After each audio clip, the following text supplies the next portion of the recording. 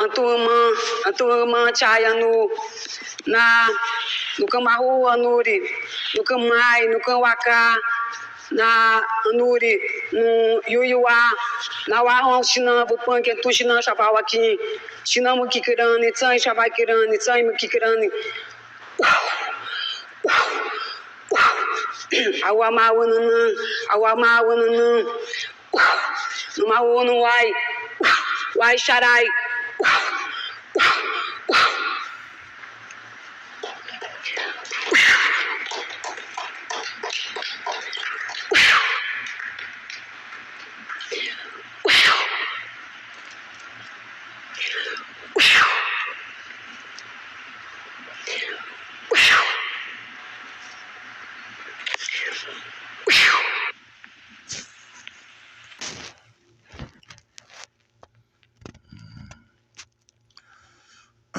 This Job 5:12. He disappointed the devices of the crafty, so that their hands could not perform their enterprise. He taketh the wise in their own craftiness, and the counsel of the forward is carried headlong. First and foremost, I'd like to give all praises, honor, and glory to Yahweh, Ba'ashem Yahushua, Ba'ashem Rakakadash, double honor to the apostles, elders, a great millstone. Salutation to you, Akim. Pushing his word with true sincerity, with charity. Presenting your bodies as a living sacrifice. We who are ready to live salute you. So I just wanted to go into this lesson.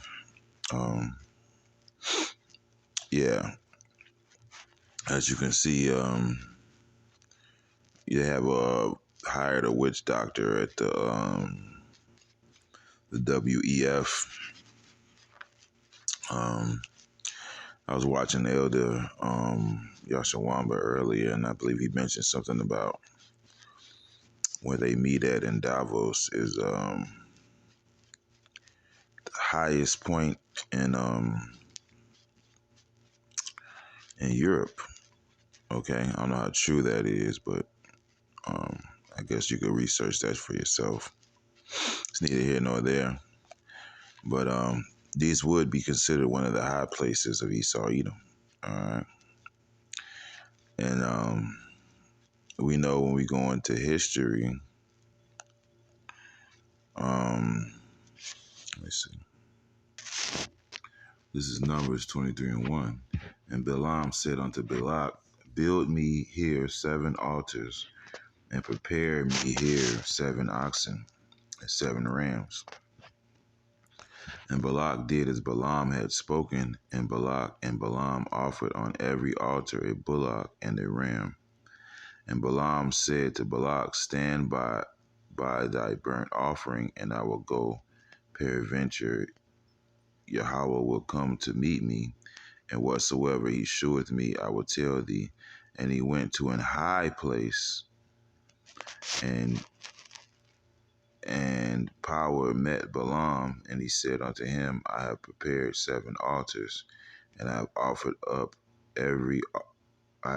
upon every altar a bullock and a ram.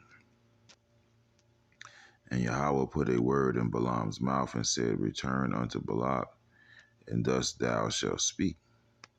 And he returned unto him, and lo, he stood by his burnt offering, his burnt sacrifice, he and all the princes of Moab. And he took up his parable and said,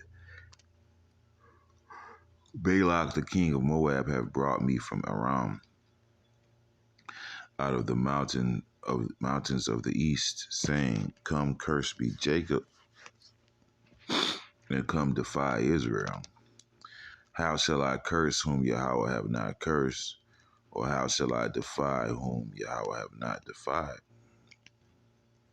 For from the top of the rocks I see him, and from the hills I beheld him. Lo, the people shall dwell alone, and shall not be reckoned among the nations. Right? So yeah, this heathen king hired a man to curse Israel, man. And then what did he do? He took him up to the high places. He made sacrifices. All right. Who can count the dust of Jacob and the number of the fourth part of Israel. So he basically told him, like, look, man, I can't curse who the Lord has blessed, man. See, what's happening is the building of the tower, of Babylon, building of the Tower of Babel is being frustrated, right? It's being frustrated by the building of the house of David, because Yahweh Shem Shai promised that he was going to rebuild the house of David as in the days of old. All right. And that's what's happening right now. And when you look at the word Davos, it means David. All right. Or I believe son of David. Okay. Correct me if I'm wrong. All right. So, yeah. Who can count the dust of Jacob and the number of the fourth part of Israel? Let me die the death of the righteous, and let my last end be like his. You know, when you read on, he basically tells them, like, hey, these people are going to destroy your ass. And they did, you know, and you go into the history. This king we put him to death. All right. But, yeah. So Yahweh Shem Shai, let me read the first scripture again that I read. And I'll just read this part. Job 5:12. He disappointeth the devices of the crafty, so that their hands could not perform their enterprise. I'll read down a little bit more again. So yeah, because of the building of the house of David, you know, Yahweh Shem Shai is frustrating their devices, man. He's frustrating their enterprise. And really, this construction of the Tower of Babel is behind schedule. He taketh the wise in their own craftiness. The counsel of the forward is carry headlong. They meet in darkness in the daytime. They grope in noonday as in the night. All right. So yeah, that's what these guys do. These devils, they meet in the darkness. You know. As scripture says, thou art wearied in the multitude of thy counsel. You know. But he saveth the poor from the sword of their mouth and from the hand of the mighty. So Yahweh Shem Shai is making it abundantly clear that you're not going to be able to destroy these people.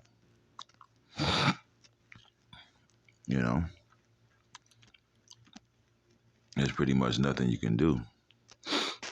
So the poor have hope, and the iniquity stop at their mouth, because these meetings are all about, Psalms the 83rd chapter. Thy enemies make a tumult, man. All right. And that's what they're meeting for. They're meeting to frustrate our building and to forward theirs, man. You know. But Yahweh Shem Shai has not ordained their enterprise, you know. And you look at the dollar bill, it says, Nuit Coeptus Novus Ordo Secolorum, right?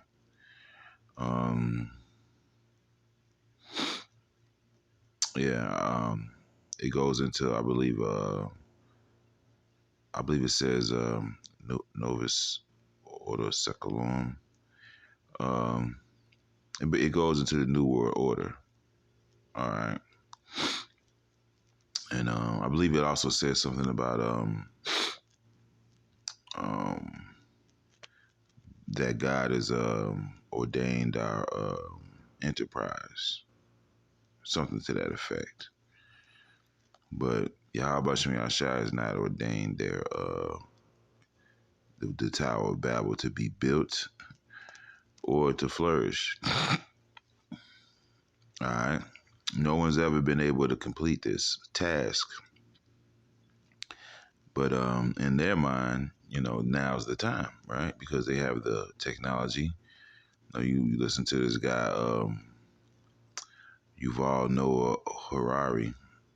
All right. He basically says that they didn't have the tools that we have now when they were trying to build the Tower of Babel before. So now we have those tools. Okay, so they believe that they could accomplish this. You know, and what we're seeing is Yahweh Shemi Shai is frustrating their devices. They're not able to complete this. You know, and what's about to happen is, you know, that rock is about to come smote the feet of that statue because, mostly people at that Davos meeting, the majority are European nations, which make up those 10 toes. All right. And that's where we're at. We're at the base of the statue. That's what time we're in. All right. And we're at a time when that stone is about to smote those feet, man. So they know their time is up. All right. And there's no enchantment against Jacob, man. There's nothing they could do. Scripture says they shall be like madmen, sparing none. All right. And we're seeing the madness, man. This is, these people are tripping, man. But yeah, that's pretty much just my 2 cents on this, man. There's nothing you can do to stop our kingdom, Yahweh Shai from returning and from his kingdom being built, man. Because that's all this is really about. All right, and like the scripture I read, he said, "From the tops of the rocks I see him." Jacob, the tents of Jacob, man. So these nations, they've been watching us for a long time, man. And they knew this moment was coming before we did, But we're pretty much here, So things are gonna get a lot weirder, especially in this year, man. But that's it. That's my little 2 cents on that show.